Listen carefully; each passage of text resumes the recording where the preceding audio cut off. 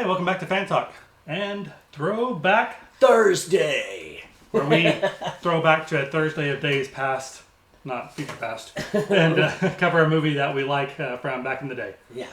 And this week, what do you choose? This week, I figured in light of the week that it is, And the day that it is. the day that it is, we are looking at Halloween. And so, what better time? I love that Rob Zombie movie. Bang. No, I too like the Rob Zombie version, but we're going to be going with the classic edition, the 1978 edition.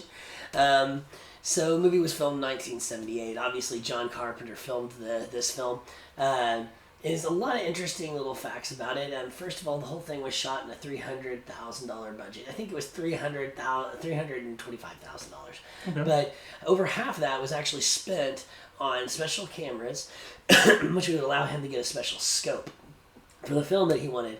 And the whole idea of this film actually came from him watching Alfred Hitchcock's Psycho. Okay. And the thought of the child, growing into this adult crazy killer actually came from a small child that he saw at one point who was staring at him, and he almost had this evil look, and it just really creeped him out. And it kind of got those creative juices going, and that's kind of how the whole script formed. Okay.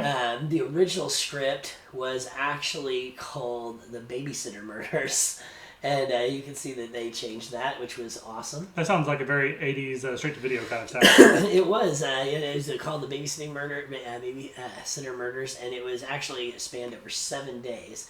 But instead of going over that full 7 days, they, for budget reasons, they shrunk down the filming time, and that allowed them to do it over 1 day, and saves money, and it changed the title, and that's what we ended up with Halloween. I remember hearing that this was originally considered to be like an anthology type series. That's why the second movie didn't really have anything to do with the first movie, but then they realized the popularity of the character, and then they went back to that for the rest of the series, and decided to abandon the kind of different story for different Halloweens idea that he originally had. Yeah. Well, the movie itself is just fantastic. I mean, really creepy, film. And if you think about it, it really kind of started, in my opinion, that like teenage slasher kind of films. That along with Friday the 13th and Friday and Nightmare on Elm Street. The three of those basically kickstarted the whole, A&E slasher. Yeah, the whole genre. But it all kind of, in my opinion, started here. Yeah, because this came out first. And, it's kind of funny, though, just you looking at the little things, like the homages that were paid. Like, John Carpenter, he actually did the whole score for this film, by the way, in 4 days. He, wrote... It's iconic theme song. Yeah, he directed it, and the thing with Jamie Lee Curtis being hired, the Queen of Scream, actually that really kind of comes from and she was an unknown. Obviously she came from Hollywood. Well, and that's the thing, is the reason how she got hired is her mother was the actress from Psycho. Oh, okay. And that's John Carpenter wanted to hire her as the ultimate homage to Alfred Hitchcock's Psycho. And that's why she got the job. And in fact, she was sure she was going to get fired because she was so disappointed in her acting job. And John Carpenter called her to actually, compliment her on how well she had done and how creepy it was turning out. She was sure it was to fire her. But, little did she know that, because of who she was, her job was very secure. Okay. Yeah. A little more interesting trivia there. I do remember hearing that the mask is actually a mask of William Shatner. Yes, and I have actually another little interesting nugget about this film. Originally, they were going to use a mask, and I actually wrote this down because I did not know the man's name. Don Post Emmett Kelly apparently is a guy who had a clown mask. There's a Don Post Emmett Kelly clown mask. And they were going to use that as a homage to when he murders his sister in the beginning of the film. He puts on a clown mask. They did a test with this, and they were like, oh, that's very creepy, that's very good. But they also picked up a James T. Kirk mask, which they had gotten for, I think it's $3 at the time. They bought it for $3. They actually tore the eyebrows and the sideburns off of it. They cut the eye holes bigger, and they painted it bellyfish white. They did a test with that, and everybody said, holy crap, that is way creepier. And that's how we ended up with the Michael Myers mask. So it is, in fact, a James T. Kirk, mask with the eyes cut out and all the fur pulled off. So that's how you ended up with the iconic Halloween mask. The film grossed $70 million worldwide. Now, that might not sound like a whole lot, but you're talking about $300,000 budget. Also 1970s. Exactly. And when you fast forward that to today's budget, that's $150 million. And they say that that actually makes Halloween the highest grossing independent film of all time.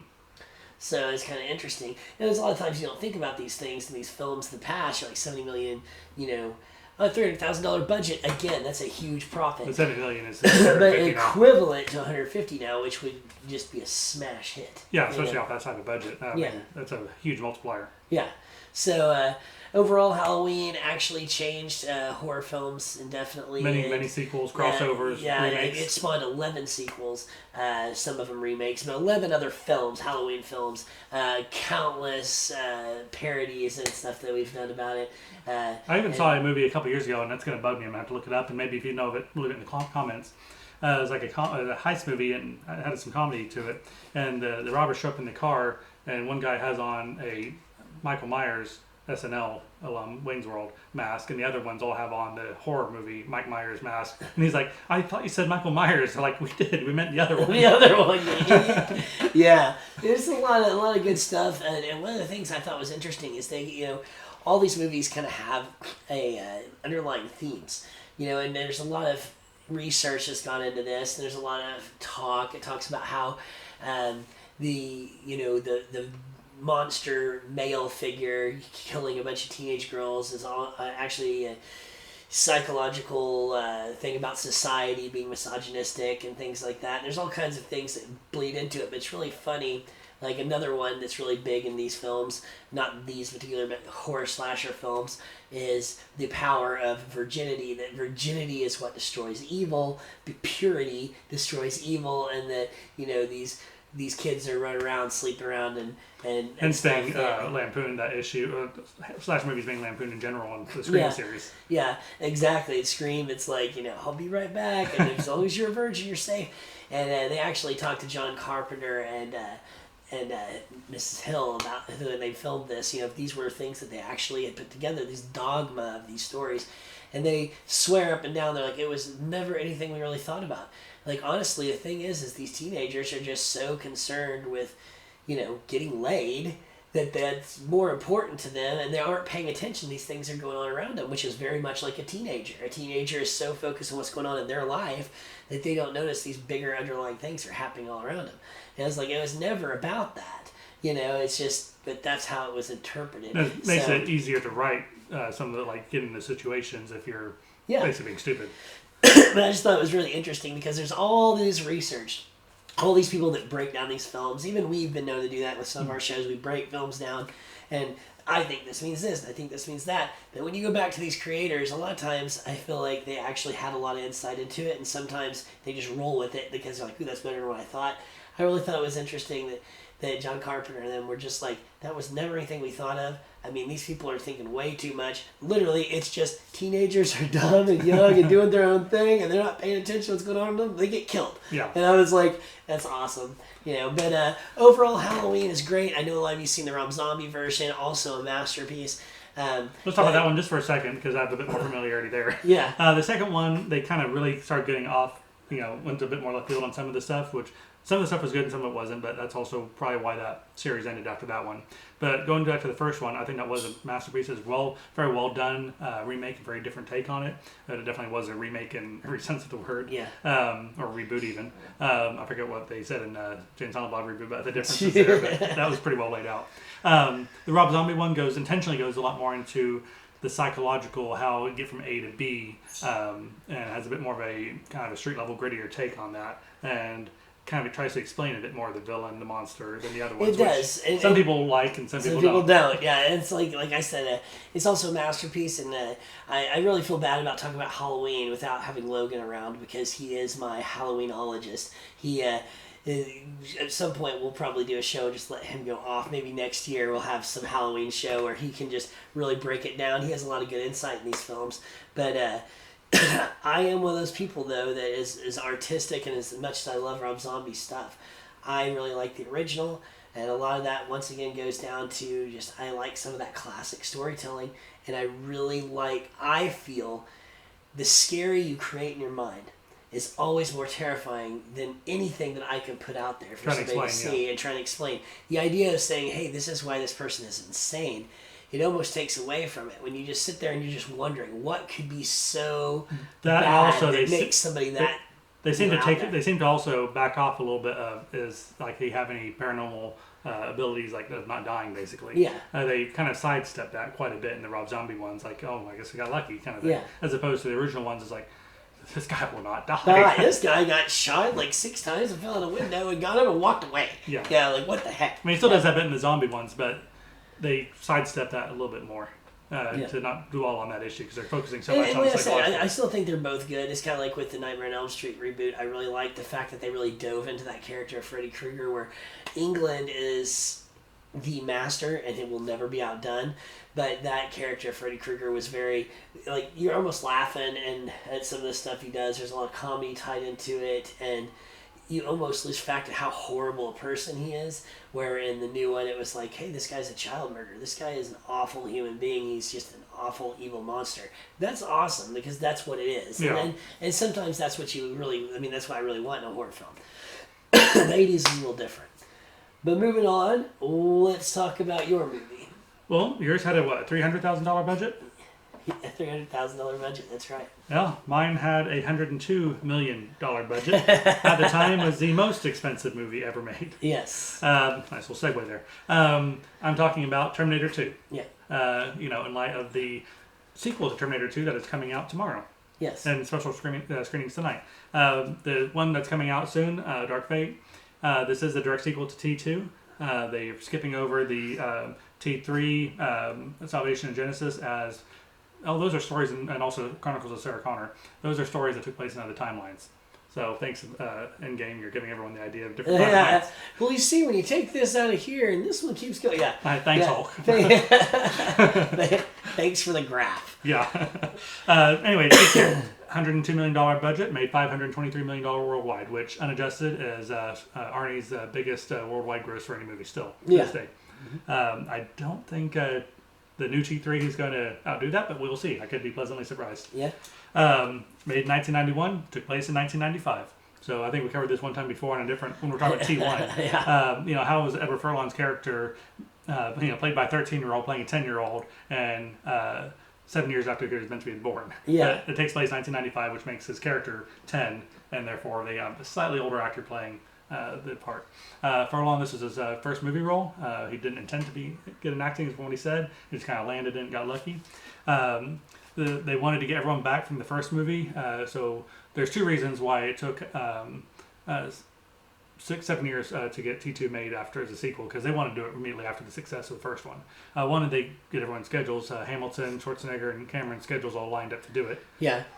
3 reasons, I'm sorry. Second reason is special effects. They knew they wanted to have a liquid metal, because they wanted that in the first one, but it just wasn't possible in 1984. Wasn't possible in 84, yeah. Instead, we got some weird prosthetics in front of a mirror. Yeah.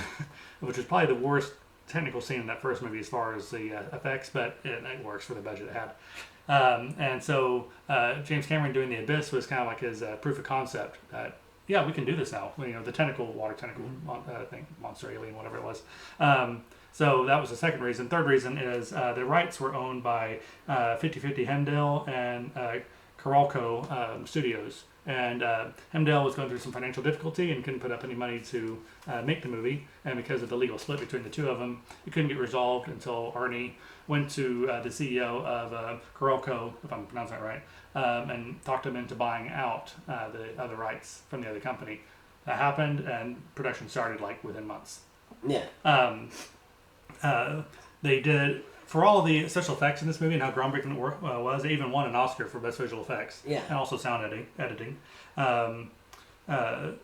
There was actually a ton of the stuff was actually just practical effects. There's only 5 minutes of special effects, CGI effects in the movie.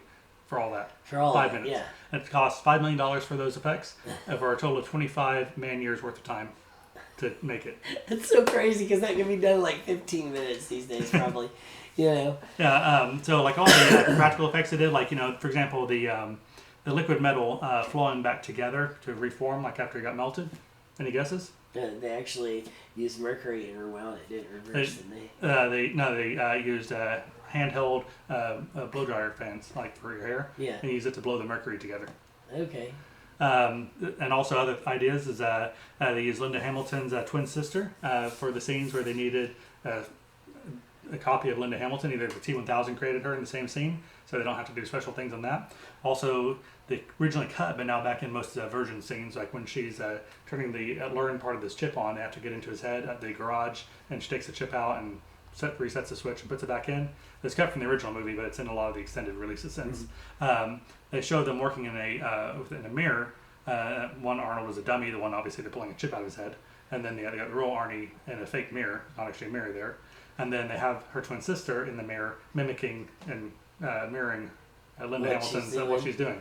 And it's a great way to save some money. It is. Also, the security guard that got stabbed by the T-1000 in the mental asylum, they used his twin brother for when he's standing face to face with the T-1000.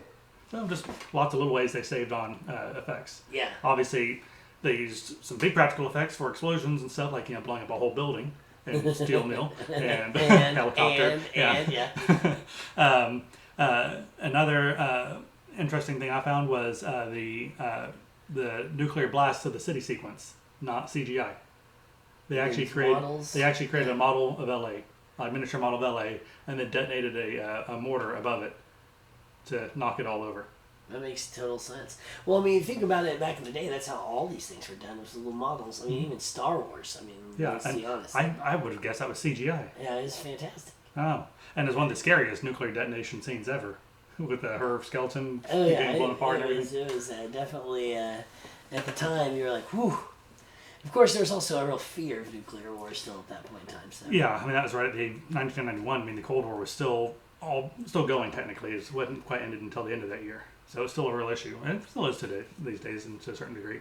Michael Biehn. Yeah. He did return as Carl Reese in the movie. His scene was cut, also added into the extended versions. Sarah Connor has a dream sequence with him visiting her in the mental hospital. So he actually was in it for very briefly, but cut.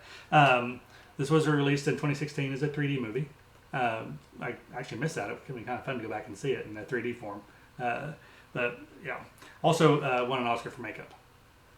3 Oscars, biggest movie of the year that year as well. Yeah, I mean, it was huge. I actually remember watching this film. I actually went and watched it in a drive-in. Oh wow! And it was really cool. I got to go watch it in a drive-in with my dad and my mom. It was fantastic. Rotten Tomatoes on this is at 93%, so it's pretty much universal acclaim, and it deserves it. It's often quoted as the movie with the best sequel. It sets better standard than the original for sequels, because everybody's like, oh, sequels are never as good as the original. Oh, except for Terminator and Aliens. Terminator and Aliens, the only films that nowadays that's a different. Back then that was a different. Nowadays I think we could point at quite a few more, but yes, but at the time there was not a lot of sequels that came out that were as good. As far as overall films. So. Yeah. A couple other interesting things. This movie had made back almost all of its $102 million budget before it even saw a single screen. Really? Yeah. Let me look at the numbers here. They went and did a deal, $65 million for worldwide distribution. Basically, companies like, we'll pay $65 million, we can distribute it worldwide. They're like, fine, $65 million, and $10 million for video licensing fees ahead of time. And another $7 million for TV licensing fees before it even came out. So they made like $80-something million. They were like, yes. They made $87 million back before it was shown in a single screen. That's out of $102 yeah. budget. So the rest of that was mostly profit. Yeah. So that was amazing. Yeah, great movie. Hoping that having the originals back in the new one will will play off well, and it hasn't. They'll be able to kind of come full circle on that. Well, I feel like no matter what, we're going to look at this from here on out as the Cameron trilogy. We're going to have, his 3 films, and that's going to be the Terminator series. So really, he's coming in and finishing it off. Yeah. Even if there's another Terminator, I don't see Arnold and Linda Hamilton, doing these movies again after this. I mean, I say that even if it's a huge success, I don't feel like we're going to see another one. I think this is going to be a trilogy and done. And I hope it is the flagship of the series. I hope they just smash it out the park. I'm excited to see it. I haven't been excited about a Terminator movie in a while. Even when they were coming out with the film, in the theaters, I was kind of like, I just don't think this is going to have what it takes, you know. Yeah. But this one, I really feel They're like really it good. will. And also, they were T2, one of the biggest merchandising and advertising blitzes you've ever seen, especially for pre-internet for the most part, time periods. I mean, it was on everything. T2. I mean, he even had T2 toys for kids, and this was an R-rated movie. Yeah. I mean, it was on everything. And I don't think we'll ever see anything quite that big again, outside of Marvel perhaps. Yeah. But for a movie like that, it was just incredible. And also, I mean, it just became part of the pop culture. Within a few years, I mean, Robert Patrick came back in Wayne's World as the T-1000. Yeah. Like, have you seen this boy? Drive Yeah. off. Hot Shots Part 2. Saddam Hussein melts or gets frozen and shattered like a T-1000 and melts and comes back together. It was the Matrix of its time. Yeah, it was. And so and even Last Action Hero, Arnold's walking into the police station, and Robert Patrick is in the police uniform walking out. Yeah. So I mean, it's been heavily referenced in pop culture ever since, and I think it will continue, regardless of how this new one plays out. Yeah. I mean, just because it's such a action classic. Yeah, it's an iconic film, man. It's Arnold at peak. Great. It was peak Arnold. Yeah, it was great. It was great. And it's got tons of great quotes. Hasta la vista. I'll be back. Yeah. I mean, anyway, definitely check out the new movie. Let us know what you think about Halloween and Terminator 2. Any other trivia or thoughts on either one of those movies, and we look forward to hearing those comments. Please remember to like and subscribe. see you guys.